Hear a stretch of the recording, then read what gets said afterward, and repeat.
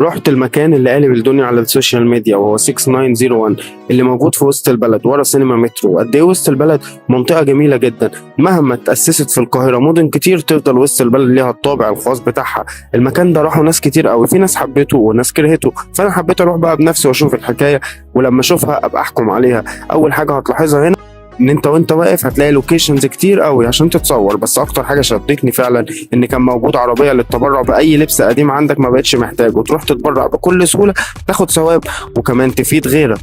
فدي يا صاحبي تفصيله صغيره بس بتحكي لك كتير عن فلسفه المكان. بخصوص الاسعار، فعشان ابقى صريح معاك الاسعار هنا مش رخيصه، اونر المكان نفسه هو اللي اكد لي ده. اللي انا اتكلمت معاه عن الاسعار هو كان ليه وجهه نظر مختلفه شويه عن باقي الاماكن. برضه كان مهم قوي بالنسبه لي ان انا اروح لعم سيد المكواجي اللي الناس كلها بتقول ان الراجل اتاخد منه المكان غصب عنه وشغال معاهم غصب عنه، وانه على طول شغال وهو مش مبسوط بسبب اللي حصل له. فرحت واتكلمت معاه. اكتشفت يا صاحبي في التجربه دي ان في حكايات كتير قوي بتتصدق عشان بنسمعها من طرف واحد، ما بنسمعهاش من الطرف التاني.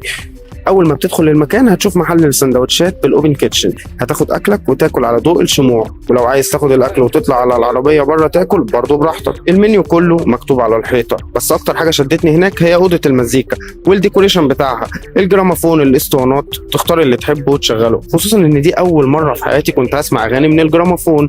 انا راجل بميل شويه للجيل القديم، فببقى حابب ان انا اعيش التجارب اللي هم عاشوها. انا اخترت فيروز، كان في احساس مختلف كده وانا بسمع فيروز بصراحه من الجراموفون. برضه قابلت زياد هو صاحب البراند، والبراند اسمه يلو تاب، وده موجود في المعادي، بيدي هناك كورسز ميوزك وكمان بيعمل انشطه زي ممارسه اليوجا وهكذا. وزياد هنا كان بينصحني ان انا امارس اليوجا، بس انت عارف بقى الصحه على القد.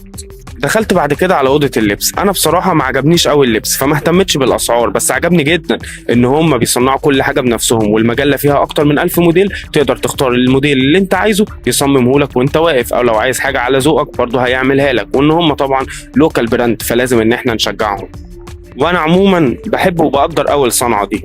المكان مليان لوكيشنز للتصوير، تقدر تاخد لك صوره حلوه تنزلها على الانستجرام، او يا عم تغير صوره الفيس اللي انت ما غيرتهاش من 2010.